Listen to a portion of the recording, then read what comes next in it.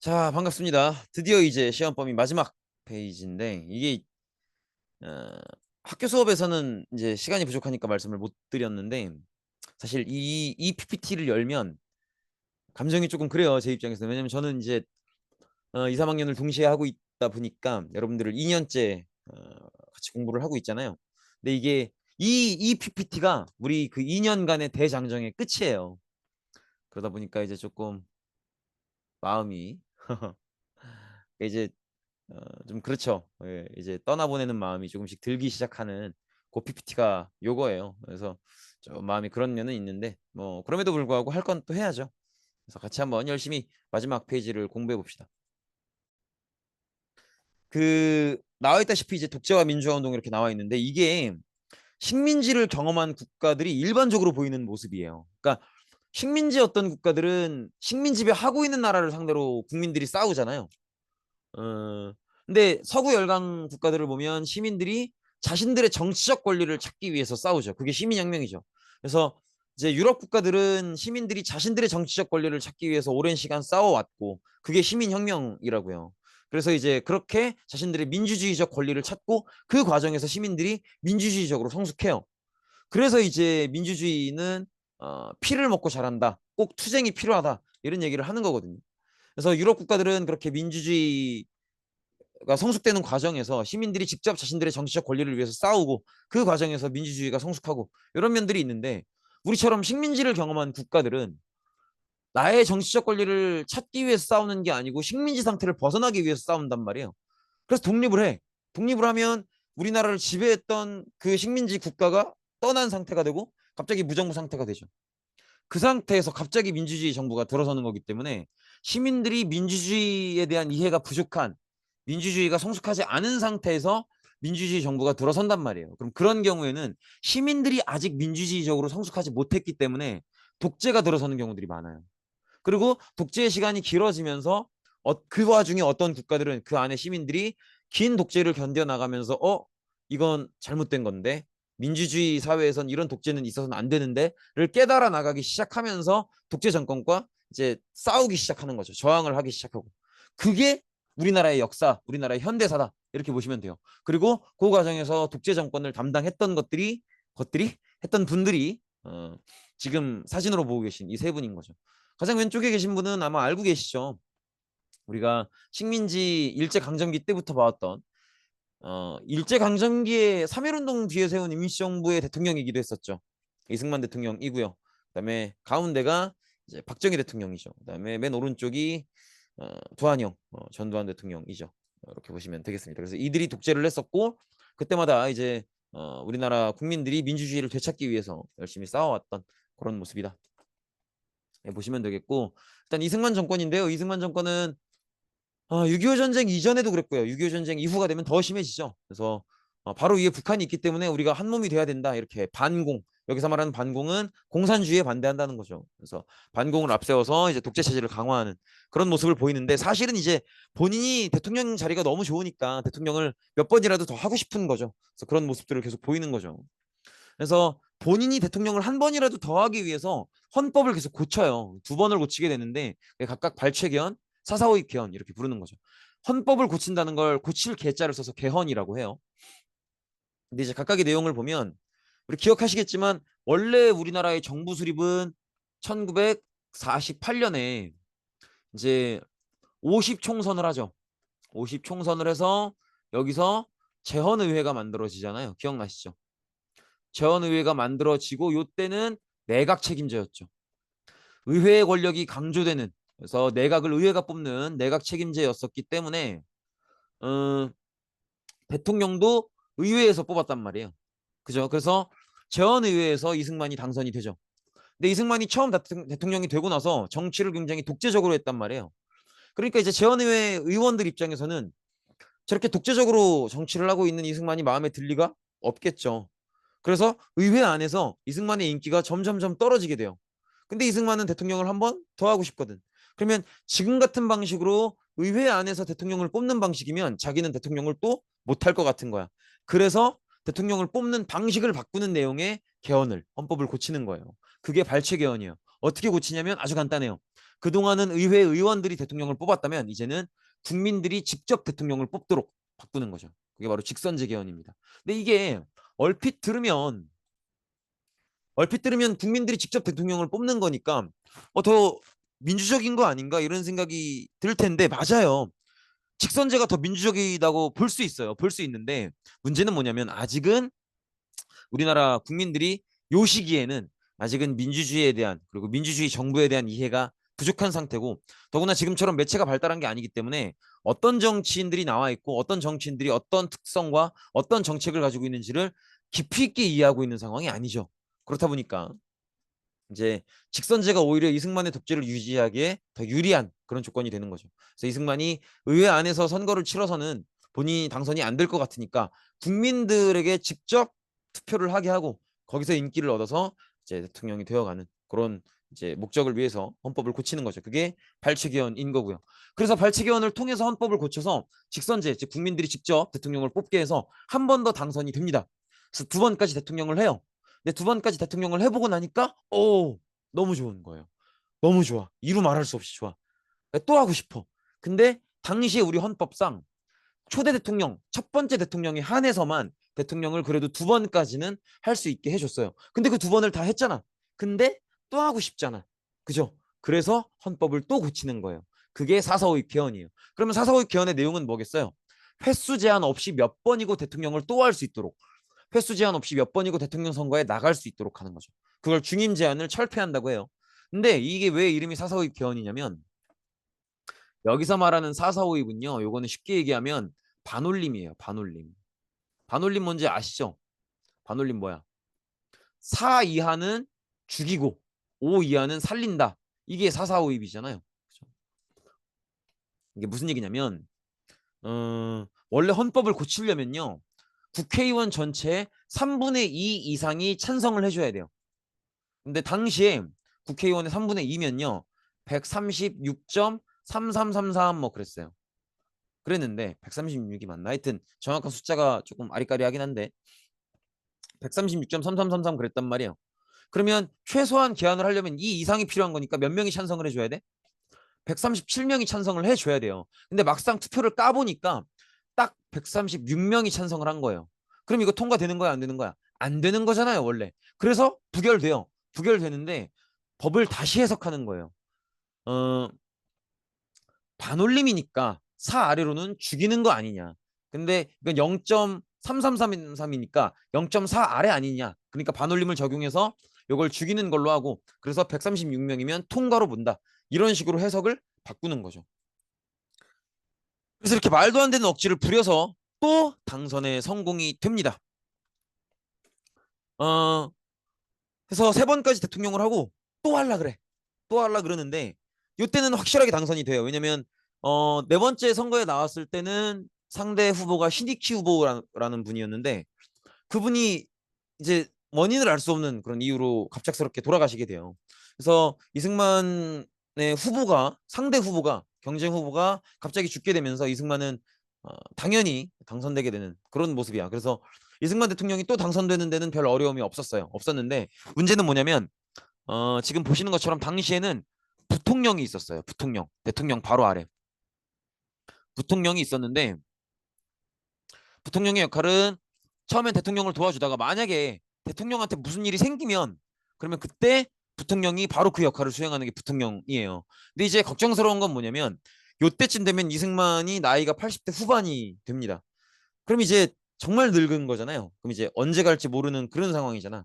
그러니까 이제 부통령을 신중하게 뽑아야 돼요. 정말 이승만이 늙었기 때문에. 그래서 이승만도 꼭 자기가 원하는 사람이 부통령이 됐으면 좋겠는 거야. 근데 당시에 부통령 후보가 부통령 후보는 이름까지 적을 필요는 없어요. 이기붕 씨, 그다음에 장면 씨 이렇게 있었어요. 근데 이거를 본격적인 투표를 하기 전에 분위기를 보니까 원래 이승만이 원했던 후보는 이기붕이었어요. 근데 장면이 인기가 의외로 되게 많은 거예요. 그래서 이때 이기붕을 당선시키기 위해서 어마어마한 부정선거를 저지릅니다. 막 엉망진창이에요. 막 말 그대로. 뭐 이렇게 투표를 하면 이미 사전 투표함이 있어요. 그래서 그 투표함 안에는 이기붕을 찍은 표들이 잔뜩 가득 차 있고 그래서 사람들이 실제로 투표한 투표함은 갖다 버려버리고 이 미리 준비된 이기분표로 가득한 투표함을 실제로 개표에 집어넣고 뭐 이런 모습들. 그리고 투표하러 가면은 막 정치 깡패들 경찰들 쫙 깔려 있어서 막 이기분 뽑게 막 협박하고 막 이런 모습들이 보인단 말이에요. 그래서 이런 말도 안 되는 부정선거를 하니까 누가 들고 일어서기 시작하냐면 학생들이 들고 일어서기 시작해요. 왜냐면 나 학교에서 그렇게 안 배웠거든. 3월 달에 우리 반장 선거할 때도 그따위로 안 했거든. 반장 선거할 때도 막 선생님이 내가 찍는 표 다른 학생들이 못 보게끔 막 이렇게 도와주시고 막 했었는데 진짜 중요한 대통령 선거는 이따위로 하고 있단 말이야. 이거 말이 안 되잖아요. 그래서 학생들이 들고 일어서요. 그래서 부산 마산 지역에서 막 시위를 하는데 근데 이걸 정부가 무력 진압하다가 어떤 모습이 나오냐면 이분이 이제 김주열 선생님이신데 이 김주열이라는 학생의 시신이 발견돼요. 근데 시신이 발견되는 모습이 문제예요. 이런 모습으로 발견돼요. 이게 지금 요게 얼굴에 박혀 이 사진도 사실 보여드릴까 말까 고민을 많이 하긴 했는데 어쨌든 이 사진에 보시면 얼굴에 최루탄이 박혀 있죠. 그죠? 이거 자체가 잘못된 거예요. 남학생들은 나중에 군대 가면 최루탄을 이제 그 가스를 마실 일이 있을 텐데 최루탄 가스는 맞아도 잘 씻어내기만 하면 인체에 유해하지는 않아요. 근데 이제 최루탄 가스는 특징이 처음 쐈을 때 눈이 엄청나게 따갑고 막 눈물 콧물이 다 나고 막 침이 질질 흐르고 막 좀 되게 정신 없어지는 그런 특징이 있는 거란 말이에요. 그래서 이제 최루탄 가스는 사실 시민들이 시위를 하면 그 가스를 맞게 해서 해산시키려고 하는 용도예요. 시민들을 절대 몸이 다치게 해서는 안 되고. 그러니까 최루탄을 쏠 때는 어디로 쏴야 돼? 무조건 최루탄을 터트려서 가스를 맞게끔 하기 위한 거니까 무조건 바닥에다 쏴야 돼요. 무조건. 근데 지금 얼굴에 맞았잖아요. 그럼 이거는 어쩌면 조준 저격을 의심해 볼 수도 있는 사고겠지. 하지만 좀 의심스럽죠. 그거 하나를 생각해 볼 수 있고. 근데 주변에 지금 시신 주변에 물결이 있죠. 저 물결은 왜 있는 거냐면 시신이 마산 앞바다에서 발견이 돼요. 이게 사람들을 폭발하게 하는 거예요. 시위 진압 과정에서 사람이 죽었단 말이야. 그것도 청소년이 죽었어요. 그러면 경찰은 어떻게 해야 돼요? 빨리 시신을 수습하고 유가족분들을 찾아뵙고 저희가 시위 진압 과정에서 너무나 중대한 실수, 잘못을 저질렀습니다. 어떠한 책임이라도 달게 지겠고 진심으로 죄송합니다. 이거부터 해야 되는 거 아니에요?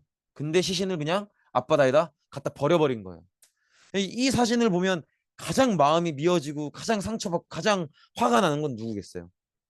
김주열 학생의 어머님들, 아버님들이겠죠. 어머님, 아버님, 부모님이시겠죠.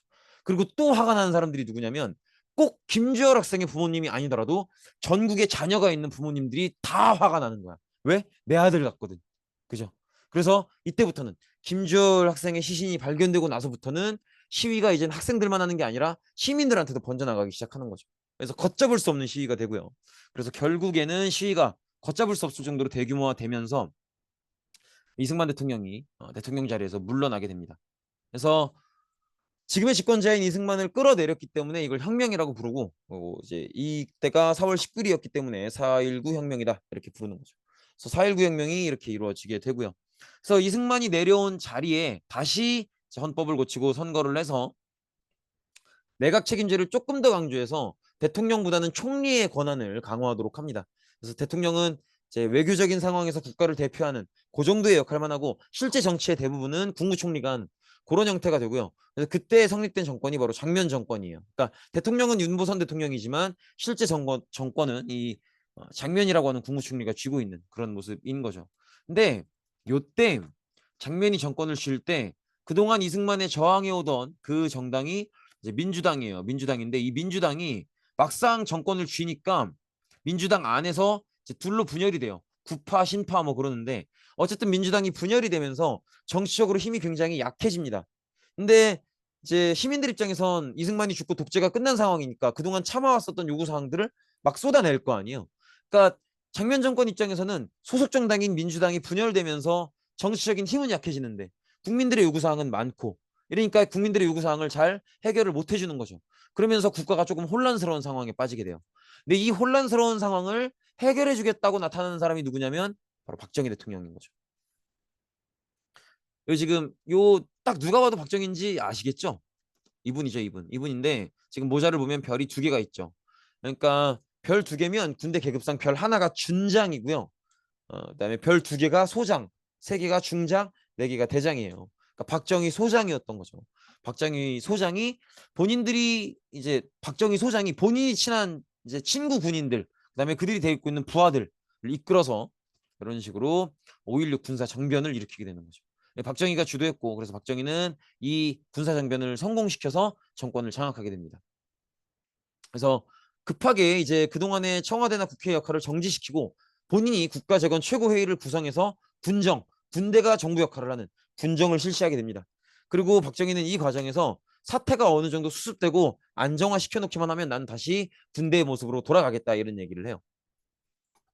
그리고 일단 사태를 안정시키겠다는 명분으로 헌법을 다시 고치게 되는데, 그땐 헌법을 대통령 중심제로 고칩니다. 즉 정부의 각 장관들을 그리고 국무총리를 그동안은 의회에서 임명을 했다면 이제는 대통령이 직접 임명할 수 있는 그런 방식의 그런 내용으로 헌법을 고치는 거죠. 그러니까 대통령의 권한을 훨씬 강화하는 거죠.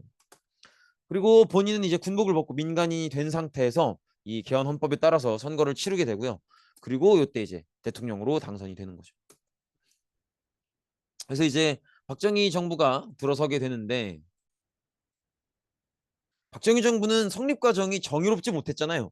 그러니까 정상적인 과정이 아니었잖아요. 그러니까 박정희 정권은 정권에 들어서는 과정이 막 군사 정변을 일으키고 이렇게 좀 정상적이지 않았기 때문에 국민들의 지지를 얻기 위해서는 정권이 만들어진 뒤에 국민들이 확실하게 좋아할 만한, 국민들이 원하는 정책을 해서 거기에 대해서 성과를 보여줘야 국민들한테 지지를 받을 수 있겠죠. 근데 당시에 국민들이 원하는 게 뭐였냐면, 여기서 여러분들이 생각하셔야 될 게, 아직은 남한이 6.25를 휴전한 지 몇 년 안 되는, 채 10년이 안 되는 상황이에요. 박정희가 5.16 군사정변을 일으킨 게 1961년이란 말이에요. 그러니까 1960년에 4.19 혁명 있고 이승만 하야하고, 그리고 1년 정도 장면 정권이 유지가 됐다가 이제 1961년 5월 16일에 군사정변이 벌어지는 건데, 그렇게 보면 1961년이니까 전쟁 끝난 지가 10년이 채 안 되죠. 휴전을 맺은 지가 8년 정도 되는 거예요. 그러니까 이제 국민들 입장에서는 일단 첫 번째로는 6.25 전쟁의 피해로 나라에 남은 게 거의 아무것도 없었기 때문에, 모든 것들이 완전히 폭격당한 상태이기 때문에 남아있는 게 거의 없어요. 그렇다 보니까 경제 활동도 잘 안 되고 모든 시민들이 굉장히 먹을 게 없고 가난하겠죠. 그래서 이 가난함을 해결하는 경제 개발, 그게 이제 국민들이 바라는 거고, 두 번째로는 아직은 전쟁이 끝난 지 얼마 안 됐기 때문에 여전히 북한이 현실적인 공포란 말이에요. 지금 여러분들이 생각하는 북한이랑 달라요. 그래서 이 북한에 대한 현실적인 공포가 있기 때문에 확실하게 나라를 지켜줄 수 있는 국방, 국가 안보, 이걸 책임져 줄 수 있는, 그러니까 쉽게 얘기하면 반공을 확실히 하라는 거죠. 이게 이제 국민들이 원하는 모습이에요. 경제를 개발시킬 것, 그다음에 북한으로부터 확실하게 국가를 지킬 것. 이게 이제 국민들이 바라는 거죠. 그래서 박정희도 이걸 알고 이 목적에 따라 갑니다. 그래서 경제개발 5개년 계획을 세우는데, 근데 경제도 뭐가 기본적인 게 있어야 개발을 할 거 아니에요. 근데 당시에 한국은 정말 아무것도 없는 상황이었기 때문에 기본적인 공장이나 이런 거라도 세우려면 돈을 어서 구해와야 돼요. 그러니까 쉽게 얘기하면 빌려와야 된다는 거죠. 그래서 여기저기 돈을 빌리러 다니려고 굉장히 노력을 많이 하는데, 그때 이제 가장 먼저 찾아가게 됐던 게 일본이에요. 왜냐면 일본은 우리나라를 식민 지배했다라는, 어쨌든 이제 사과해야 될 대목이 있잖아요. 그래서 그 부분을 건드려서 한일협정을 맺게 됩니다. 한일협정을 맺게 되는데, 이제 한일협정의 내용은, 일본은 이제 일본과 한국은 한일 병합 조약과 그에 관련된 모든 조약들이 이제 잘못된 조약이라고 생각하고, 그다음에 그 뒤에 건 더 이상 논하지 않고, 그리고 일본이 한국의 경제 개발을 돕기 위해서 돈을 지원해 준다. 요게 이제 한일협정의 내용인 거예요. 그래서 이때 일본이 우리한테 지원해 준 돈의 이름도 되게 웃긴데, 돈의 이름을 뭐라고 붙이냐면 독립축하금이라고 얘기를 해요. 그러니까 이 얘기는 무슨 얘기예요? 어, 일제 식민지 과정에 있어서 일본의 잘못은 있다는 거야, 없다는 거야? 없다라는 걸 얘기하고 싶어 하는 거죠. 이해되시겠죠? 그래서 한일협정을 체결하는데 정말 많은 국민들이 반대합니다. 정말 많은 국민들이 반대하지만, 어쨌든 굉장히 자존심 상하지만 독립축하금 명분으로라도, 그래서 일본이 저렇게 자기들은 책임 없다라고 막 대놓고 얘기하는데 그걸 다 외면하고서라도 돈을 받아내야겠는 거예요. 경제 개발을 해야겠으니까. 그래서 일본과 국교를 정상화하게 되고요. 그다음에 당시에 이제 미국이 본격적으로 베트남 전쟁에 개입하고 있었던 그런 상황이었죠. 기억하시겠지만 베트남은 마치 우리처럼 북한의 사회주의, 북베트남의 사회주의, 남베트남의 자본주의, 갈등 경쟁 중이던 그런 상황이었는데 이때 이제 미국이 본격적으로 이 베트남 전쟁에 개입을 하게 되죠. 그래서 미국이 베트남 전쟁에 개입하면서 이런저런 나라들한테 도와달라고 요청을 하는데 이제 우리나라도 고민 끝에 이제 베트남 전쟁에 우리나라 군대를 파병하게 되는 거죠. 그래서 이것도 마찬가지예요. 베트남 전쟁에 미국을 도와서 군대를 파병함으로써 미국이 우리나라의 경제를 지원해 줄 수 있도록 이제 이끌어내는 거죠. 그래서 이런 모습들을 볼 수 있고요. 그래서 지금 보고 계시는 사진은 이게 고엽제라는 약품의 피해자들인데 이게 베트남이 동남아시아다 보니까 식물들이 엄청나게 빨리 자라고 밀림지대가 되게 많아요. 그럼 이제 뭐가 보이질 않잖아요. 그래서 미국이 이제 전쟁하면서 고생을 되게 많이 하거든요. 근데 그 너무 고생을 하는 나머지 전쟁 방식을 어떤 식으로 하냐면 고엽제라고 하는 생화학 무기를 쫙 뿌려요. 그런 식으로 해서 이제 베트남과 싸우는데 이 전쟁에 참전을 했었던 우리나라 병사들도 이 고엽제라는 약품의 피해를 되게 많이 당하는 거죠. 그래서 이런 모습들도 볼 수가 있다는 거죠.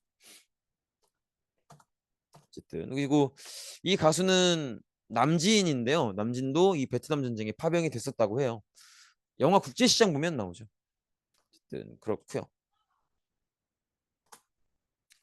그리고 사실 박정희 같은 경우에는 이제 보시면 박정희가 처음에 군사정변을 일으키잖아요. 1961년에 5.16 군사정변을 일으키죠. 5.16 군사정변을 일으키고 그 다음에 일단은 청와대랑 의회 기능을 정지시키고 국가재건 최고회의를 만들죠. 국가재건 최고회의를 만들고 여기서 군정을 하면서 헌법을 고치는 거예요. 근데 고칠 때 그때 내용에 뭐가 있었냐면 나는 이승만과 다르다. 나는 절대로 대통령을 3번 이상은 하지 않는다. 그래서 헌법 내용에 어떤 사람도 대통령을 2번까지는 할 수 있는데 3선, 즉 3번까지는 못한다라는 걸 법으로 규정을 해놔요. 근데 막상 본인이 해보니까 대통령 너무 좋은 것 같거든. 계속하고 싶거든. 그래서 결국에는 본인이 2번까지 대통령을 하고 나서 3번째 대통령 선거를 치러야 될 때쯤에서 헌법을 다시 고치게 됩니다. 3선을 즉 3번 대통령이 되는 걸 허용하는 방향으로. 어, 근데 이제 이러다 보니까 국민들이 점점 지치죠. 집권이 너무 길어지고 있고요.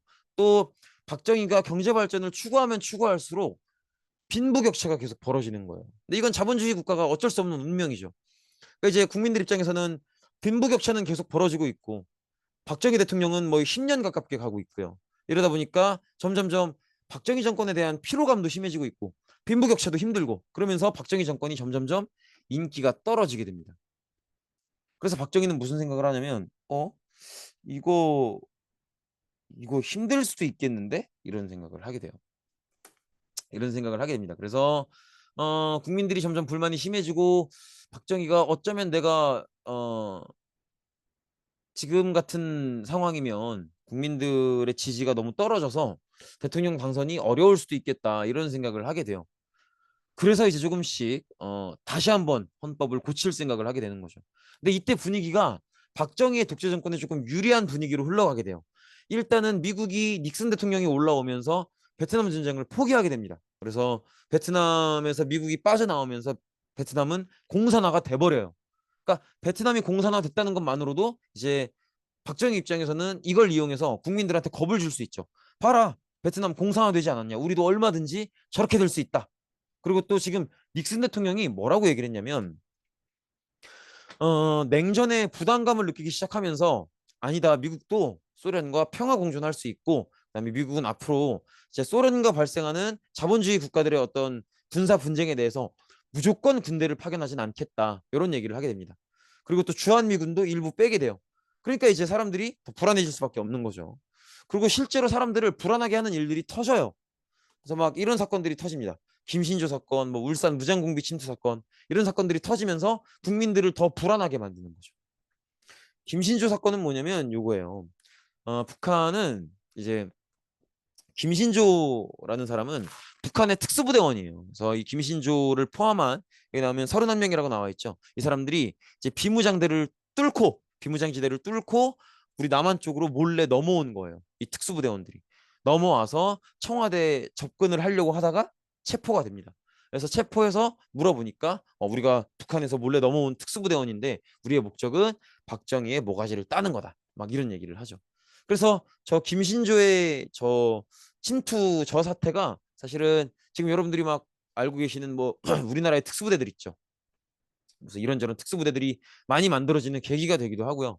그다음에 또 왜 우리 동네 형들이나 오빠들 보면 군대를 갔다 와서도 1년에 막 며칠씩 또 훈련 받으러 또 가잖아요. 예비군이죠, 예비군. 예비군이 만들어지는 계기도 저 김신조라는 특수부대원의 침투 때문이었어요.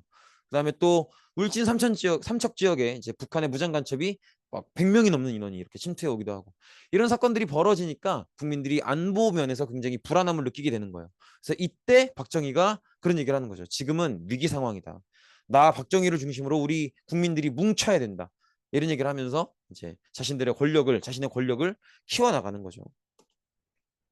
그래서 이걸 계기로 해서 이렇게 국민들이 이제 국방 상황에서 불안해한다는 걸 이걸 기회 삼아서 이제 유신헌법이라는 새로운 헌법을 제정하게 돼요. 근데 유신헌법의 내용은 사실은 뻔한 거예요. 왜냐면 아까 봤다시피 국민들은 이제 박정희 대통령의 집권이 길어지는 거에 대해서 조금 버거워하고 있어요. 박정희의 인기가 떨어지고 있다는 거죠. 즉 박정희 대통령 생각에는 지금 이대로 국민들이 스스로 직접 대통령을 뽑게 했다가 내가 당선이 안 될 수도 있겠다라는 생각을 하게 돼요. 그래서 유신헌법의 내용은 그럼 뭐겠어요? 대통령을 국민들이 직접 뽑게 하는 게 아니라 이제 어떤 특정한 사람들을 둬서 거기서 대통령을 뽑게 만드는 간선제로 가는 거죠. 그래서 대통령이 이제 통일주체 국민회의라는 걸 만들게 돼요. 여기 들어가는 의원들은 국민들이 직접 뽑을 수 있어요. 뽑는 거야. 그래서 통일주체 국민회의를 만들어서 여기 들어가는 의원들은 국민들이 직접 뽑게 하는데 애초에 후보로 나오는 사람들 자체가 다 박정희가 추천하는 그런 사람들이에요. 그러니까 박정희의 사람들인 거지. 그런 사람들끼리 경쟁해서 통일주체 국민회의를 구성해서 여기서 이제 대통령을 뽑는 거예요. 그래서 간접 선거를 한다라고 해서 간선제라고 해요. 그러면 통일주체 국민회의는 어차피 이 회의에 의원이 되기 위해서 후보에 나오는 사람들이 다 박정희의 추천을 받은 사람들이니까 다 박정희의 이제 쉽게 얘기하면 부하들인 거예요. 그러니까 당연히 박정희를 뽑겠죠. 그리고 또 그다음 내용은 몇 번이고도 대통령을 계속할 수 있다라는 거죠. 이 얘기는 무슨 얘기요? 박정희는 언제까지고 대통령을 계속 반복할 수 있다라는 거죠. 그래서 횟수의 제한도 없고 어차피 뽑는 것도 국민들이 직접 뽑는 게 아니라 통일주체 국민회의에서 뽑는데 다 박정희가 따르는 그러니까 박정희를 따르는 사람들이니까 결국 당연히 자동적으로 대통령을 계속 할 수 있게 되는 거죠. 그래서 국민의 기본권, 그다음에 삼권 분립 이런 민주주의의 기본적인 권리들을 무시하고 대통령한테 완전히 거의 황제에 가깝게 권한을 집중시킨 이런 헌법을 만들게 됩니다. 그러면 인기가 쭉 떨어질 거 아니에요. 근데 이 박정희가 유신헌법을 만들고 독재를 강화하면서 떨어진 인기를 복구하기 위해서 했던 게 저거예요. 남북 적십자회담이랑 남북 이산가족 상봉. 아직은 전쟁이 끝난 지가 그렇게 오래된 시점이 아니기 때문에 이산가족들이 엄청 많았단 말이에요. 그러니까 이제 이 이산가족 상봉을 시켜주면 이제 본인의 지지가 엄청나게 올라가고 그래서 이제 유신헌법 같은 독재적인 헌법으로 이미지를 깎아먹은 것도 어느 정도 회복할 수 있겠죠. 그래서 이런 모습도 볼 수가 있는 거죠. 그렇게 보시면 되겠고 그래서 어쨌든 학생들이나 시민들은 이게 굉장히 심한 독재이기 때문에 이 유신헌법 체제에 반대하는 민주화 운동을 전개하고요. 그래서 박정희 대통령은 이 민주화 운동을 막기 위해서 긴급 조치를 내리게 됩니다. 긴급 조치 내용은 굉장히 간단해요. 유신헌법이나 지금의 박정희 정권을 절대로 비판해서는 안 되고 만약에 비판하거나 비판하는 시위를 주동하면 영장도 없이 그러니까 이 영장이라고 하는 건 경찰이 법원에 이 사람을 체포하겠습니다라는 혹은 어떤 수색을 하겠습니다라고 하는 허락을 받는 거거든요. 영장도 없이 멋대로 체포할 수 있고 시위를 주도했을 경우에는 심지어 사형에 이를 수도 있는 그런 내용의 법이 긴급 조치거든요. 그러니까 이제 유신헌법에 대해서 절대 비판도 어떠한 발언도 하지 말라는 거죠. 그래서 시민들이 여기에 굴하지 않고 특히나 부산 마산 지역에서 어마어마하게 저항을 하게 됩니다. 민주화 시위가 계속되는데 이 부마 항쟁 당시에 규모가 상당했기 때문에 박정희도 조금 당황해요. 이 시위 규모가 너무 크니까. 그래서 청와대 안에서 말고 궁정동이라는 지역에 이제 박정희의 별장이 있어요. 그래서 박정희가 자기 최측근들을 데려다가 이 문제를 의논을 하는 거예요. 근데 박정희의 최측근이 누가 있었냐면 일단 경호실장이었던 차지철이 있고요. 그다음에 중앙정보부장이었던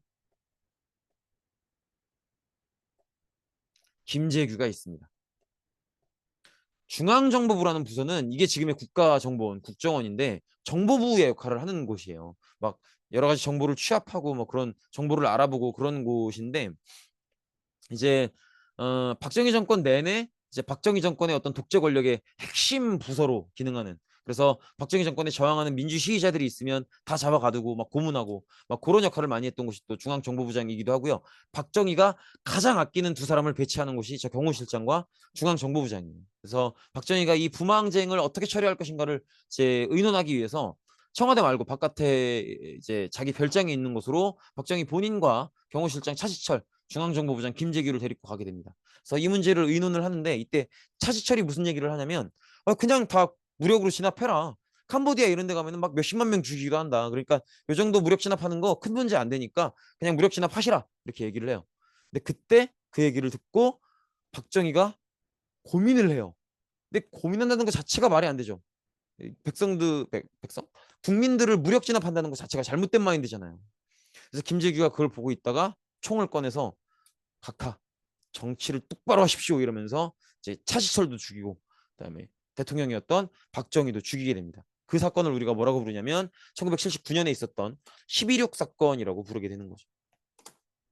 그래서 중앙정보부장이었던 김재규가 박정희를 죽이게 됩니다. 그러면 이제 독재 정권의 담당자가 죽어버린 거니까 이제 독재가 끝날지도 모르겠다 이런 희망을 갖게 되는 거겠죠. 그래서 일단은 유신 체제는 이렇게 끝이 나게 돼요. 끝이 나게 되는데 독재의 끝이 이게 아니었어요. 일단 시민들은 박정희 대통령이 죽었기 때문에 독재자가 죽은 거기 때문에 빨리빨리 정상적인 민주주의 정부가 들어서기를 바라고 그걸 요구를 하게 돼요. 그런데 사실 생각해보면 요 사건은 살인 사건이잖아요. 그러면 수사를 해야 될 거 아니에요. 그래서 이 11.6 김재규 사건, 즉 김재규가 중앙정보부장이 박정희를 죽인 이 살인 사건을 조사하는 합동수사본부장으로 전두환이 올라오게 되는 거예요. 근데 전두환은 원래도 박정희가 굉장히 아끼던 동생이었고요. 근데 이제 박정희의 다른 최측근들이 다 정치하러 나갈 때 이제 전두환은 나는 군대가 좋다 이러면서 군대에 끝까지 남았던 그런 인물이었던 거죠. 근데 이제 이 전두환이 김재규가 박정희를 죽인 이 살인 사건에 대한 합동수사 본부장이 됩니다. 그러면서 김재규가 요 대통령을 죽일 수 있도록 주변에 협조했거나 이런 사람들을 수색하기 시작하는 거죠. 근데 이게 대통령을 죽인 사건이기 때문에 그리고 전두환이 수사본부장을 맡았기 때문에 전두환이 의심하면 그 사람은 이 살인 사건을 도와준 용의자가 되는 거예요. 그러면 본인이 결백하다라는 걸 밝혀내도요. 그 용의자로 지목된 사람은 인생이 파괴될 수밖에 없어요. 그래서 이때부터 전두환은 이제 누구도 건드릴 수 없는 전두환 눈에 잘못 들면 이 김재규가 일으켰던 박정희 살인 사건의 어떤 조력자 도움을 준 사람으로 낙인 찍힐 수 있는 그런 상황인 거죠. 그래서 전두환이 맘만 먹으면 이런 너 김재규가 박정희 죽이는데 도와줬지 이런 식으로 명분을 대서 한 사람을 무너뜨릴 수 있는 강력한 권력을 쥐게 된 거죠. 그래서 전두환이 이걸로 권력을 쥐게 되면서 본인들의 친구들이었던 이제 전두환은 육군사관학교 출신인데 본인의 육군사관학교 동기들이나 후배들을 모아서 군대 내 사조직을 만들어요. 하나회라고 하는 사조직을 만들어서 그래서 이 자기 친구들과 함께 이제 쿠데타를 일으키는 거죠. 이 사람이 전두환이죠. 오른쪽 위에 있는 사람이. 그래서 전두환 중심의 신군부 세력, 새로운 군부 세력이 또 정변을 일으켜서 권력을 장악하게 됩니다. 또 장악을 하게 되고요. 그걸 우리가 12.12 사태라고 불러요. 그래서 지금 일반 시민들이 볼 때는 박정희가 죽었으니까 이제 겨우 민주화가 오나 했는데 뭔가 불안한 거예요. 막 전두환이 합동수사 본부장으로 올라오더니 그 권력을 이용해서 다시 한번 쿠데타를 일으키고 다시 권력을 장악하려고 하고 그래서 그러면 또 독재가 또 이루어지는 건가 막 이런 불안함에 휩싸이잖아요. 그래서 그 다음에 1980년에 이제 3월에 개학을 하겠죠. 그래서 3월, 4월, 5월 즈음에서 각 대학생들이 다시 민주화 시위를 합니다. 이걸 서울의 봄이라고 해요. 그래서 박정희 정권도 죽었고 이제 정상적이고 이제 민주주의적인 정부를 복구시켜라 이 요구를 막 하게 돼요. 근데 이걸 전두환 중심의 쿠데타를 일으킨 신군부가 받아들이지 않게 되는 거죠. 그러면서 신군부 세력이 이 민주화 운동을 하는 이 시민들 학생들을 탄압하게 되고요. 그리고 그런 얘기가 돌기 시작해요. 조만간 지금 이 민주주의 정부를 만들어 달라고 하는 이 학생들과 시민들에게 이 전두환 중심의 신군부가 총을 발포를 한단다. 이런 얘기가 들리기 시작해요. 그래서 이 시위를 주도하고 있었던 각 대학의 이 총학생회장들이 모여서 일단 지금은 안전이 중요한 거니까 일단 지금은 후퇴하자. 그래서 이걸 서울역 후퇴라고도 부르는데 어쨌든 후퇴를 하게 돼요. 그리고 나중에 며칠 뒤에 전국 단위로 총학생회장들이 한 번 더 연락을 돌려서 동시에 이제 시위를 시작하자 이런 얘기를 하게 됩니다. 그래서 그런 얘기를 하게 되는데 그리고 얼마 안 있다가 광주의 전남대 학생들이 본격적으로 시위를 일으키게 되는 거죠. 그게 바로 우리가 알고 있는 1980년에 5.18 광주민주화 운동인 거죠. 근데 전두환 중심의 신군부는 이 5.18 광주민주화 운동을 완전히 이제 군대를 보내서 총을 쏘고 완전히 폭력적으로 진압을 하게 되고요. 그래서 광주 이제 운동을 일으켰던 이 광주 시민들도 여기에 대응해서 막 경찰서를 털고 혹은 이제 뭐 예비군 부대를 털고 해서 무기를 마련해서 이제 대응을 하게 되는 거죠. 그래서 시민군을 조직해서 이제 전두환 신군부가 보낸 이 시위 진압 군부대와 맞서 싸우게 되는 거죠. 이런 모습을 볼 수 있죠. 그래서 전두환이 보낸 군대가 먼저 시민들에게 총을 쐈기 때문에 거기에 대한 대응으로 시민들도 시민군을 조직해서 싸우게 되는 거예요. 그래서 무기를 갖추고 이런 모습을 볼 수 있고 또 이 전두환의 신군부는 계엄령이라고 하죠. 이제 지금을 비상위기 상태다 이렇게 선포하는 계엄령을 내려서 광주를 완전히 포위하게 됩니다. 광주를 완전히 포위하고 광주 시민들 도로도 다 막고 통화선도 다 끊고 이래서 광주 시민들이 다른 어떤 외지인과도 어떤 연락도 할 수 없도록 광주 밖으로 나갈 수도 없고 광주 안으로 들어올 수도 없고 광주 바깥으로 전화도 안 되고 전화를 걸 수도 없고 받을 수도 없는 그런 완전한 고립 지역으로 만들어 버리게 되죠. 그리고 시민들과 계속 이제 싸우게 되는데 광주 시민들은 자체 질서를 유지하면서 이 전두환에 대한 저항을 지속했던 거죠. 어, 근데 결국에는 아무리 그렇다고 해도 이 시민군들이 훈련된 군대를 이길 수는 없겠죠. 더구나 이때 진압을 왔던 군대가 공수부대란 말이에요. 공수부대. 공수부대면 이제 적진 깊숙이 저기 뭐 낙하산 타고 침투하는 그래서 훈련 강도가 굉장히 강한 그런 부대란 말이에요. 그런 부대를 민간인들이 어떻게 이깁니까? 그래서 결국은 무력으로 진압이 되는데 요때 이제 마지막까지 싸웠던 곳이 이제 광주에 있었던 전라남도 도청에서 마지막까지 싸우게 돼요. 근데 마지막으로 싸울 때 이제 싸우길 원하는 사람들만 남고 나머지 원하지 않는 사람들은 다 나가셔도 좋다. 이렇게 얘기를 하면서 본인이 싸우길 원하더라도 이분들만큼은 나가셔라라고 얘기를 해요. 그 이분들이 누구냐면 학생들인 거죠. 그래서 왜 학생들 보고 나가라고 했냐면 일단은 어리고 그다음에 여기서 저항을 하는 사람들이 다 몰살돼 버리면 아무도 이 문제에 대해서 기록을 남길 수가 없잖아요. 다른 사람들한테 전달해 줄 수 없고 지금 광주가 고립돼 있으니까. 그러니까 학생들을 내보내는 이유는 너네들이 이 모습을 잘 봐두고 잘 기억해 뒀다가 나중에 다른 지역 사람들이나 여러분들이 후배들한테 꼭 알려줘야 된다라는 거죠. 그래서 학생들을 통해서 물론 광주 민주화 운동은 무력으로 진압이 됐기 때문에 민주화를 가져오지 못했지만 그때 빠져나갔던 학생들이 그때의 기억들을 간직하고 사람들한테 알려줌으로써 광주 민주화 운동의 정신이 이제 전국적으로 퍼져갈 수 있었고 또 아주 우연히 다행하게도 당시 광주 지역에 들어와 있었던 독일군이 아니고 독일 기자가 이 광주 민주화 운동과 이 폭력 진압의 모든 장면들을 이제 다 100%는 아니겠지만 상당한 장면들을 많이 촬영을 해서 그 촬영본을 이제 본국으로 보내게 됩니다. 그래서 유럽 지역에서는 한국에서 이런 한국의 광주라는 지역에서 이렇게 민주화 운동을 탄압하고 있다 이런 소식들이 알려지게 되고 그게 또 역으로 몇 년 뒤에는 우리나라로 들어오기도 하죠. 그래서 광주 민주화 운동은 그 자체로는 민주화를 얻어내지 못했지만 다른 여러 국민들에게 언젠가 민주화를 얻어내야 된다라는 생각을 하게 만드는 이제 그런 사건이 된 거죠. 그래서 1980년대 전체의 민주화 운동의 바탕이 됩니다. 이런 식으로 지금 왼쪽에 보이시는 사진이 광주에서 가장 큰 길인 금남로고요. 이 금남로에서 지금 공수부대원들과 저쪽 이제 시민군들이 대치하고 있는 모습인 거죠. 그리고 이렇게 지금 무자비하게 이 진압 군대가 시위를 하고 있는 시민들을 폭행하고 있는 모습이고요. 이런 모습들도 볼 수가 있다라는 거죠. 어쨌든 전두환은 광주민주화 운동을 진압하고 대통령으로 선출이 됩니다. 그래서 처음에는 기존의 유신헌법대로 통일주체국민회의에서 뽑혀 올라왔다가 그 상태에서 헌법을 고쳐요. 고쳐서 나는 대통령 한 번만 한다. 나는 이승만 박정희랑은 다르다. 그래서 대통령은 한 번만 할 건데 조금 오래 하겠다. 라고 해서 7년 단임 간선제로 개헌을 하게 됩니다. 간선제라고 하는 건 아까 얘기했다시피 국민들이 직접 뽑는 게 아니라 간접선거로 대통령을 뽑는 사람들이 따로 있는 그런 시스템을 얘기하는 거예요. 대통령 선거인단이 그럼 여기도 마찬가지겠죠. 대통령 선거인단에 들어가 있는 사람들은 다 전두환 부하들인 거야. 그 사람들이 이제 모여서 전두환을 뽑는 선거를 치르는 거죠. 그럼 막 99. 몇 퍼센트 이런 득표율로 당선을 하게 되는 거죠. 그래서 대통령이 되고요. 그다음에 민주화 운동을 꾸준히 탄압하는 그런 모습을 보이고, 그래서 전두환 정권이 계속 민주화 운동을 탄압하는데도 불구하고 사람들은 민주화 운동을 조금이든 많이든 계속 이어나가는 거죠. 왜냐하면 광주 민주화 운동의 기억이 남아 있으니까. 그렇게 보시면 되겠죠.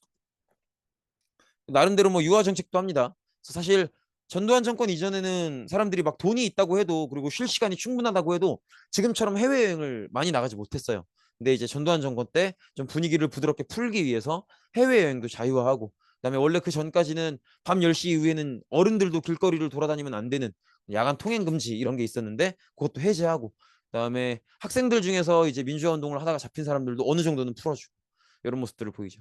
그리고 프로야구가 시작되는 것도 이 시기예요. 국민들이 관심을 좀 정치에서 다른 데로 돌리게 하기 위해서 이제 프로야구가 시작되는 것도 이 시기고요. 여러 많은 모습들을 볼 수 있죠.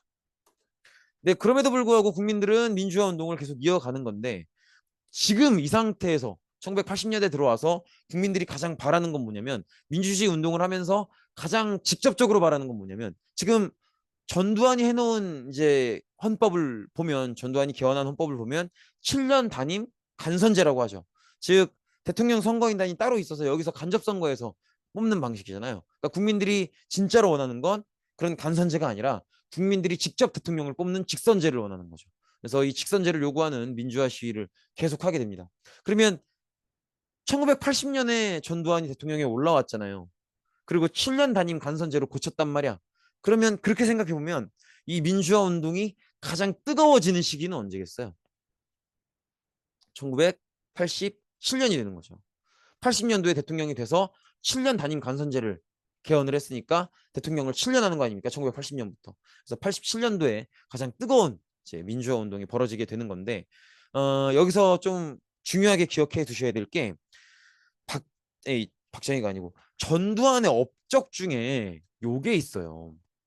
전두환이 우리나라에 88 서울 올림픽을 유치합니다. 요게 좀 중요하게 작용을 해요. 몇 년이겠어요? 1988년이죠. 그러니까 전두환은 1980년도에 대통령이 돼서 7년 단임 간선제로 헌법을 고치고, 그러니까 87년까지 대통령을 하겠다는 거죠. 그리고 그 다음에 서울 올림픽이 개최되도록 이렇게 했던 거죠. 그래서 국민들은 여전히 대통령을 국민들이 직접 뽑을 수 있는 직선제를 요구하고 있고요. 그리고 정부는 끝끝내 이걸 수용하지 않습니다. 4.13 호원 조치라고 해서, 호원 조치는 헌법을 지키겠다는 거예요. 기존 헌법을. 그래서 기존 헌법이 7년 단임 간선제니까 직선제를 국민들이 요구하고 있는데 이걸 받아들일 걸 거부하는 거죠. 근데 시위가 점점점 전국화돼요. 그래서 6월 민주항쟁이 전국적으로 벌어지게 돼요. 당연히 가장 뜨거운 운동이니까 몇 년도겠어요? 곧 선거가 있어야 되는 1987년이 되는 거죠. 전두환 임기 마지막 해. 그래서 막 이때 시위가 전국화되는데, 이때는 전두환 정권이 광주에서 막았듯이 그런 식으로 폭력적으로 막지 못해요. 왜냐면 일단 전국적으로 벌어지기도 했고요. 두 번째로는 바로 그 다음 해에 뭐가 있어요? 88 올림픽이 있잖아요. 세계인의 축제고 정말 많은 다른 나라의 정치인들, 팬들, 선수들 다 몰려들어 올 거란 말이에요. 그러면 그렇게 세계인의 축제를 벌이는 걸 내년에 해야 되는데 그 직전에 막 사람들 막 총 쏴서 죽여갖고 막 탄압하고 진압하고 이런 모습을 보여줄 수는 없죠.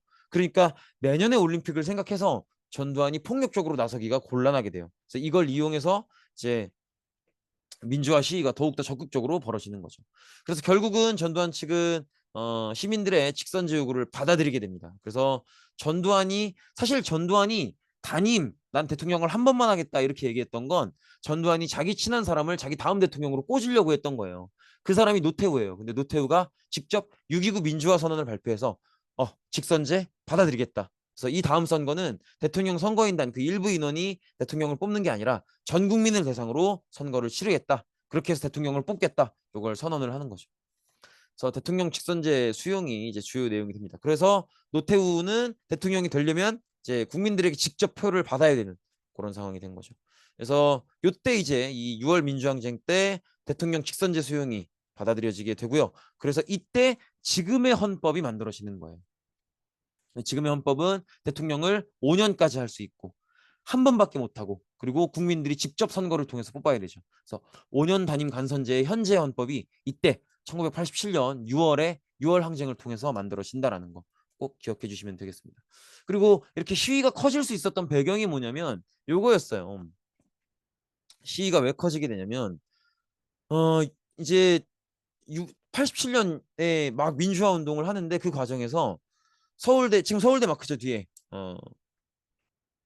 이 서울대 학생이었던 아마 사회학과 학생으로 아는데 박종철이라는 음, 이제 서울대 학생 중에서도 되게 어린 편에 속하는 20대 초반의 학생이에요. 근데 이 학생이 이제 민주화 운동을 하다가 잡혀서 경찰한테 조사를 받아요. 조사를 받는데 조사를 받다가 죽어요. 그러면 경찰은 여기에 대한 입장을 발표해야 되잖아요. 근데 그때 뭐라고 하는 거냐면 이때 이제 대공 업무를 하면서 민주화 시위를 진압하는 역할을 했었던 이 담당자가 뭐라고 얘기하냐면 경찰 수사를 처음 받아봤는지 긴장을 많이 했더라. 그래서 우리가 이제 탐문을 하는 과정에서 뭘 물어보다가 하고 쳤는데 책상을 쳤는데 탁 하고 치니 아이가 놀랐는지 하고 죽더라. 이렇게 얘기를 해요. 그래서 선거를 이렇게 빠른 시간 안에 선거낸다. 이 조사를 빠른 시간 안에 조사를 끝내려고 하게 되고요. 그다음에 박종철의 시신을 화장하려고 해요. 그러니까 불에 태우려고 하는 거죠. 근데 형법상 경찰이 시신을 사건에 관련된 시신을 화상 조치하려면 보호자의 동의도 있어야 되지만 검사의 동의도 있어야 돼요. 근데 검사가 볼 땐 이상한 거예요. 어? 아니 20대 초반이잖아. 사람이 가장 신체적으로 건강하고 강한 나이라고. 근데 아무리 긴장을 했다지만 좀 놀랄 수는 있어도 책상을 하고 쳤다고 해서 하고 죽는다? 말이 안 되죠. 이걸 믿으라고? 그리고 내 아이가 서울대 학생인데 그리고 이렇게 말도 안 되게 황망하게 죽어버렸는데 이 아이의 시신을 화장하는 걸 부모가 동의했다고? 이걸 믿으라고? 검사가 볼 때는 모든 것들이 이상한 거야. 아 이거 이제 청와대가 특별 지시해가지고 요거 시신 빨리빨리 화장 처리하게끔 몰고 가고 있구나. 검사가 볼 때는 이건 아니라고 보는 거죠. 그래서 검사 직권으로 시신 보존 명령을 내려요. 이 시신은 부검이 필요하다. 그래서 부검을 하게 됩니다. 부검을 해 보니까 폐에서 물이 발견되고. 근데 또 웃긴 건 폐에서 물이 발견됐어요. 그럼 이건 물고문을 했다는 거잖아요. 근데 또 직접 사망 원인은 물고문이 아니야. 물고문이 있었지만 직접 사망 원인은 물고문이 아니에요. 구타가 직접 사망 원인이에요. 막 두개골 파손한 적이 있고. 그러니까 물고문도 당하고 폭행도 당한 거예요. 그래서 박정철 군이 박종철 학생이 죽게 됩니다. 그러면 이것도 마찬가지죠. 박종철 군의 고문치 사건을 보면서 가장 화가 많이 나는 건 누구겠어요? 학부모들이지, 학부모들. 부모님들. 왜냐면 저 학생이 마치 우리 아이 같거든. 그래서 이때부터 오만 이제 일반 직장인들이 나오게 돼요. 근데 사실 일반 직장인들은 가정들이 있기 때문에 나올 수가 없어요. 나오기가 쉽지가 않아요. 시위하러 나오기가 어렵단 말이야. 왜냐면 일반 학생들은 아직 결혼을 안 했으니까 죽어도 나 혼자 죽는 거 아니에요. 근데 직장인들은 딸린 가족들이 있으니까 내가 죽으면 내 가족들이 다 굶어 죽을 거란 말이야. 그러니까 만약에 내가 시위하다 잡히면 직장도 잘리고 다 날아가는 건데 나올 수가 없어요. 근데 그럼에도 불구하고 이렇게 내 자식 같은 내 자식과 비슷한 연배의 아이들이 막 고문으로 죽고 이런 모습을 보니까 결국 참지 못하고 나오는 거죠. 그래서 일반 직장인들도 시위에 참여를 하게 됩니다. 그래서 그들이 이제 넥타이 부대라고 불린 거죠. 그래서 어쨌든 이런 모습을 볼 수 있고 또 시위 진행 과정에서 연세대 학생이었었던 이한열 열사가 요게 이제 우리 그 영화 1987에서 이제 강동원 배우가 맡았던 그 역할이죠. 그래서 이한열 열사가 이렇게 또 어, 처음에 이렇게 부상당했다가 끝내는 죽게 되죠. 그래서 이런 과정을 거치게 되고요. 그래서 이제 시위가 전국화되면서 결국에는 이제 전두환 정권이 6.29 민주화 선언을 해서 대통령 직선제를 받아들이고 5년 단임 직선제로 가는 그래서 현재 헌법이 만들어지는 그런 과정이 만들어진 거죠. 네, 여기까지입니다. 고생 많으셨습니다.